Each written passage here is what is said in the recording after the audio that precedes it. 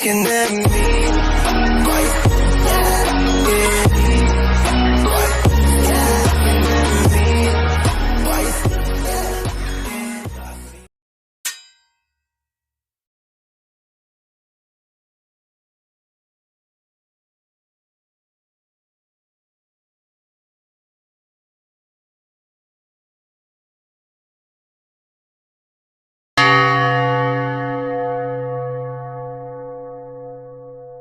Assalamualaikum warahmatullahi wabarakatuh. Perkenalkan, nama saya Siti Jaina, NIM T 2019-1225.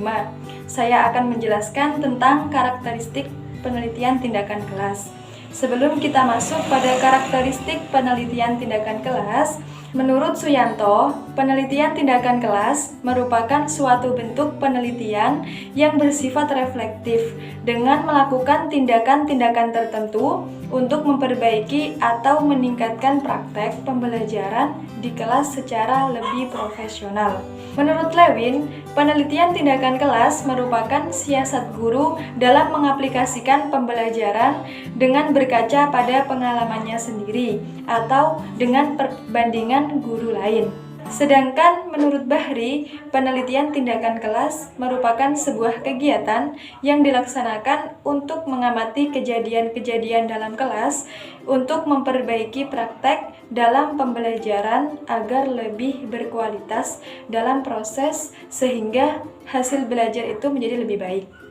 Nah, jadi dapat disimpulkan bahwa penelitian tindakan kelas itu merupakan suatu pengamatan yang menerapkan tindakan di dalam kelas yang bersifat reflektif dengan melakukan tindakan-tindakan tertentu untuk memperbaiki praktek-praktek pembelajaran yang dilakukan bersama secara profesional, sehingga akan diperoleh hasil belajar yang baik. Penelitian tindakan kelas ini memiliki karakteristik tersendiri sebagai pembeda dengan penelitian-penelitian yang lainnya. Adapun karakteristik penelitian tindakan kelas yaitu yang pertama, penelitian tindakan kelas hanya dapat dilakukan oleh guru yang memahami bahwa proses pembelajaran perlu diperbaiki dan ia terpanggil jiwanya untuk memberikan tindakan-tindakan tertentu untuk membenahi masalah dalam proses pembelajaran dengan cara melakukan kolaborasi.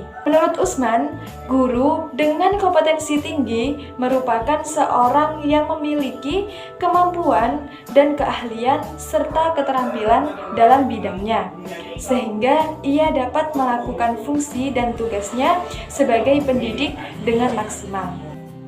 Selanjutnya yang kedua, refleksi diri.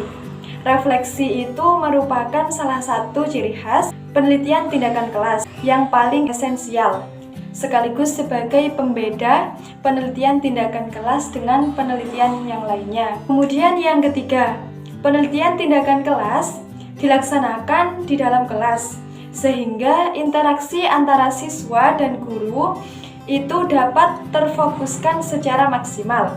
Kemudian yang keempat, penelitian tindakan kelas itu bertujuan untuk memperbaiki proses pembelajaran secara terus-menerus. Penelitian tindakan kelas dilaksanakan secara berkesinambungan di mana setiap siklus mencerminkan peningkatan atau perbaikan. Siklus sebelumnya itu merupakan patokan untuk siklus selanjutnya, sehingga akan diperoleh pembelajaran yang lebih baik. Selanjutnya yang kelima, penelitian tindakan kelas merupakan salah satu indikator dalam peningkatan profesionalisme guru. Karena penelitian tindakan kelas ini memberi motivasi kepada guru untuk berpikir kritis dan sistematis. Selanjutnya yang keenam, penelitian tindakan kelas bersifat fleksibel sehingga mudah diadaptasikan dengan keadaan kelas. Dengan demikian, proses pembelajaran tidak monoton. Kemudian yang ketujuh, penelitian tindakan kelas menggunakan metode konstekstual. Artinya, variabel-variabel yang akan dipahami selalu berkaitan dengan kondisi kelas itu sendiri, sehingga data yang diperoleh hanya berlaku untuk kelas itu saja. Selanjutnya, yang kedelapan, Penelitian tindakan kelas dalam pelaksanaannya terbagi dalam beberapa pembagian waktu atau siklus. Yang kesembilan, penelitian tindakan kelas tidak diatur secara khusus untuk memenuhi kepentingan penelitian semata, akan tetapi harus disesuaikan dengan program pembelajaran yang sedang berjalan di kelas tersebut. Dan yang terakhir, yang ke-10, menurut Ibnu, penelitian tindakan kelas itu memiliki karakteristik dasar, yaitu yang pertama, dalam pelaksanaan tindakan berdasarkan pada masalah yang dihadapi guru.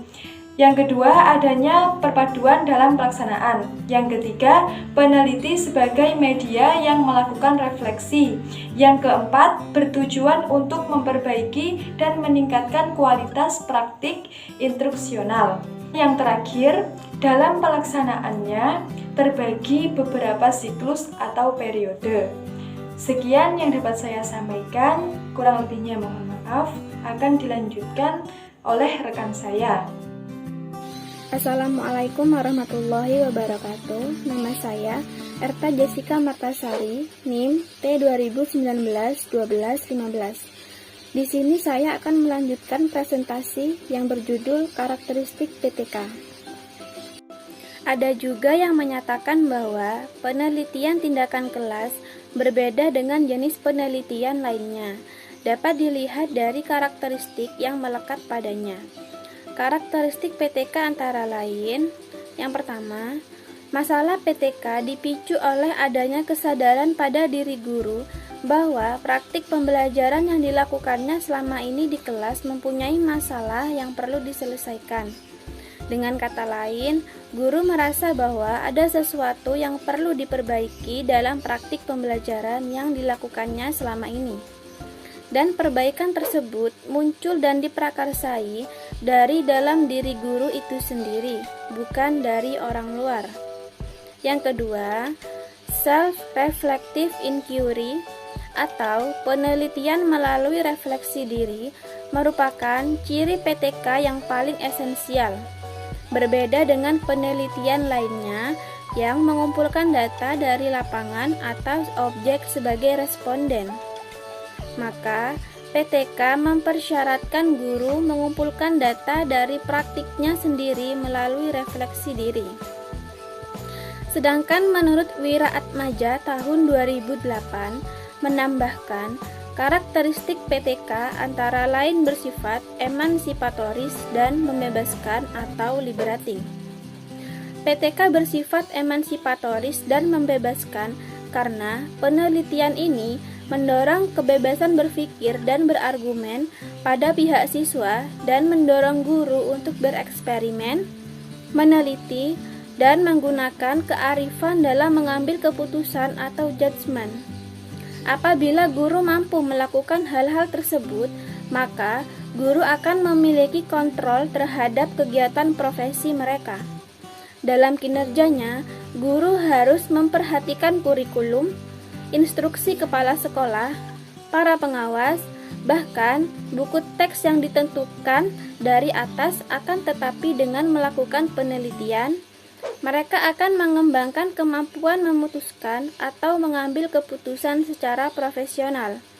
Dengan demikian, bergerak ke arah otonomi dan emansipasi, karena kebenaran yang terkandung dalam penelitian yang mereka lakukan harus diterima oleh pihak manapun. Assalamualaikum warahmatullahi wabarakatuh. Sebelumnya, perkenalkan dulu nama saya Carmila, NIM T2019-1248. Di sini saya akan menjelaskan tentang prinsip-prinsip PTK. Secara umum, ada 4 prinsip PTK, yaitu yang pertama, kritik reflektif, yaitu suatu perhitungan situasi, seperti catatan atau dokumen pejabat, digunakan untuk membuat tuntutan tersembunyi menjadi lebih baik. Yang kedua, kritik dialektika, digunakan untuk memahami antara fenomena dan konteksnya. 3. Sumber daya kolaboratif. Prinsip ini mempersyaratkan bahwa setiap gagasan seseorang sama penting dengan sumber daya potensial. Yang keempat, ambil resiko. proses perubahan mengancam semua cara yang telah ditetapkan sebelumnya, maka diperlukan kejelian untuk mengambil resiko. Sedangkan menurut Hopkins, ada 6 prinsip dalam PTK. Yang pertama, PTK tidak mengganggu kegiatan guru mengajar di kelas. Pekerjaan utama seorang guru adalah mengajar, sehingga dalam melakukan penelitian tindakan kelas, seyogianya tidak berpengaruh pada komitmennya sebagai pengajar. Ada 3 kunci utama yang harus diperhatikan. Yang pertama, guru harus menggunakan berbagai pertimbangan serta tanggung jawab profesionalnya dalam menemukan jalan keluar jika pada awal penelitian didapatkan hasil yang kurang maksimal. Kedua, interaksi siklus yang terjadi harus mempertimbangkan keterlaksanaan kurikulum secara keseluruhan. Ketiga, acuan pelaksanaan tiap siklus harus berdasarkan pada tahap perancangan, bukan pada kejenuhan informasi. Yang kedua, metode pengumpulan data yang digunakan tidak menuntut waktu yang berlebihan dari guru, sehingga tidak mengganggu proses pembelajaran. Dengan kata lain, sejauh mungkin harus menggunakan prosedur pengumpulan data yang dapat ditangani sendiri oleh guru, sementara ia tetap aktif berfungsi sebagai guru yang bertugas secara penuh. Yang ketiga, metode yang digunakan harus bersifat andal atau reliable, sehingga guru dapat mengidentifikasikan serta merumuskan hipotesis dengan penuh keyakinan. Pada dasarnya, penelitian ini memperbolehkan kelonggaran-kelonggaran, namun penerapan asas-asas dasar telah taat kaidah tetap harus diperhatikan. Bismillahirrahmanirrahim. Perkenalkan, nama saya Muhammad Agung Rudiman, NIM T 2019-1229. Dalam pertemuan kali ini saya akan melanjutkan menjelaskan materi yang telah dijelaskan oleh teman saya sebelumnya, yaitu mengenai prinsip-prinsip penilaian tindakan kelas menurut Hopkins. Yang nomor 4 adalah peneliti merupakan guru dan untuk kepentingan guru yang bersangkutan. Setiap permasalahan yang diteliti diusahakan berasal dari permasalahan yang dihadapi oleh guru, dan itu merupakan bentuk tanggung jawab profesionalnya. Hal ini dilakukan agar guru memiliki komitmen terhadap pengembangan profesinya. Kemudian yang nomor 5 adalah komitmen terhadap prosedur dan etika. Setiap guru diharapkan memiliki komitmen untuk mentaati dan melaksanakan prosedur dan etika dalam pekerjaannya. Dalam prakarsa penelitian, seorang peneliti harus melaporkan proses dan hasil penelitiannya kepada pimpinan lembaga pendidikan, rekan sejawat, serta sesuai dengan metode ilmiah. Kemudian yang nomor 6 adalah menggunakan wawasan yang luas terhadap perspektif kelas. Perspektif kelas tidak hanya berpaku pada konteks mata pelajaran tertentu atau konteks kelas tertentu, melainkan terhadap misi sekolah secara keseluruhan. Dalam melaksanakan penelitian, ada beberapa hal yang tidak boleh dilupakan menurut Nana Shouby.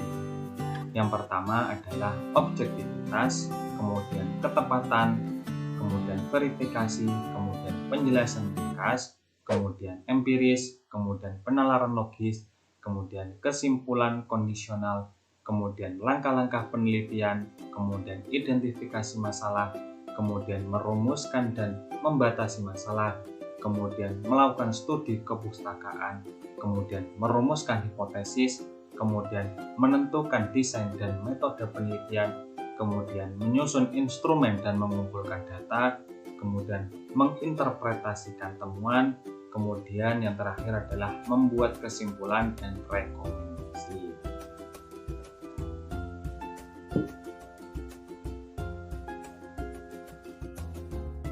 Perkenalkan, nama saya Nafisa Nazilatul Khairiyah, NIM T 2019-1232. Di sini saya akan menyampaikan materi tentang persyaratan PTK.